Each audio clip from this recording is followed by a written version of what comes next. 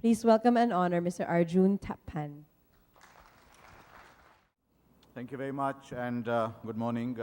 John, thank you for asking me to come and share some thoughts on creating shared value in water. Subject very close to my heart, subject very close to the institution that I represent this morning. I'm going to turn this around a little bit in the sense that I'm going to talk to you about the issues that we are challenged with in regard to water and some of the choices that we have and whether and how we're going to make those choices. And I'm going to basically leave it to you to figure out how we create shared value. You'll get some ideas from the thoughts that I'm going to share with you. But let me first try and give you the global picture with regard to water. McKinsey's consulting firm, in a study that was very strongly supported by Nestle, produced a report late last year called Charting Our Water Future 2030.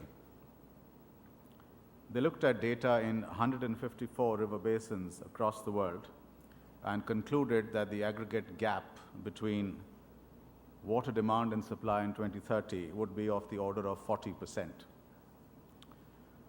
This estimate of 40% is based on a business as usual scenario. McKinsey has also concluded that efficiency gains of about 1% in agriculture and industry that had been factored in would secure a shrinking of the gap by about 20%. And a further 20% could be reduced by supply-side measures, part of the usual business as usual build-out. But nonetheless, 60% of the total gap would remain, and some of the worst hit areas will be in Asia, as they already are. And the pressure on water resources will impact on economic growth, social equity, health, and migration. The world as we know it could really change in dramatic ways. So why is this going to happen?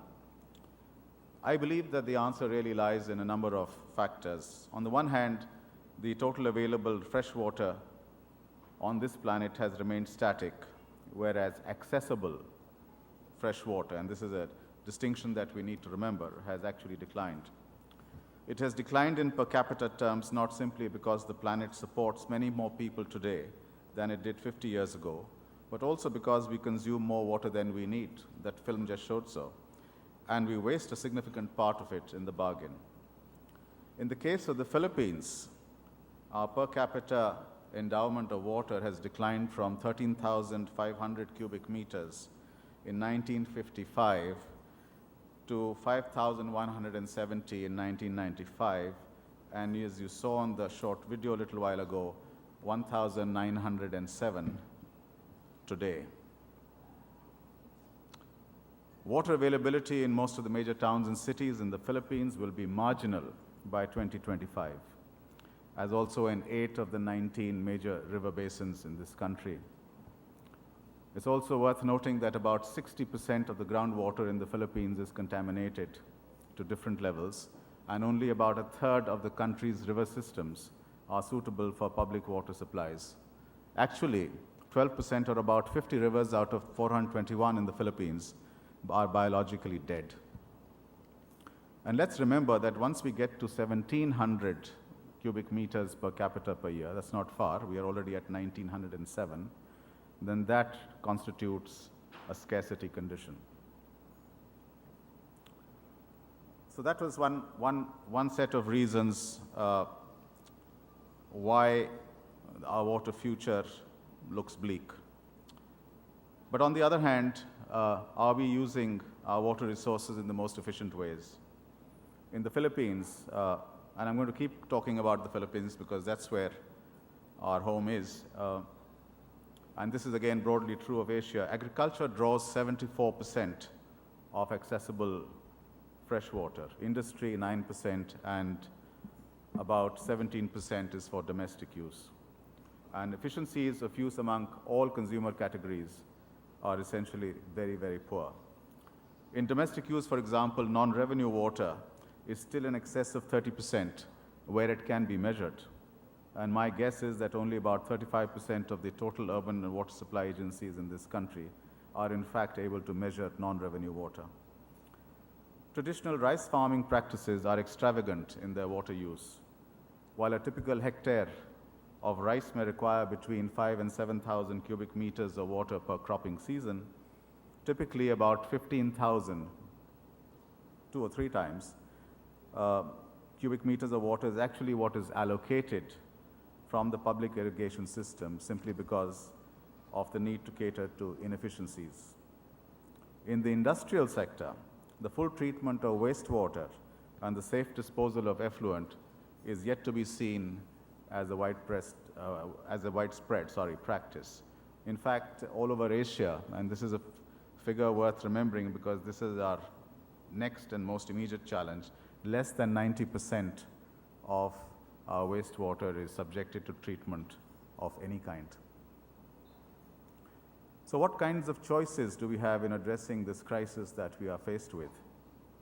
There are several measures with different degrees of difficulty and different costs attached to them.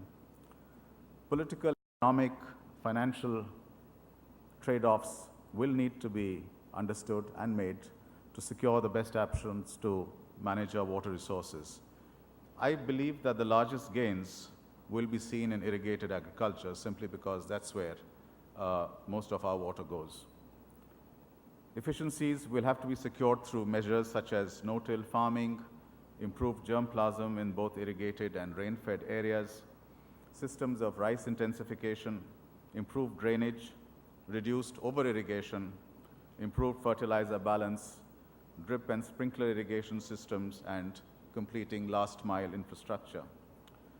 Just by way of contrast, it is interesting to note that irrigation efficiencies in India and China are between 35 and 45% respectively.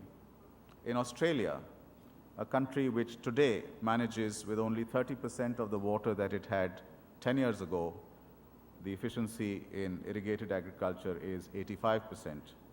My guess, I may be wrong, in the Philippines, I would imagine is somewhere between 35 and 40%, very low again. Gains also must come from the industrial and municipal sectors. As economies grow and the contributions from these sectors to national GDP increases with corresponding reductions in agriculture, the nature of the demand and the rate of increase will most likely change.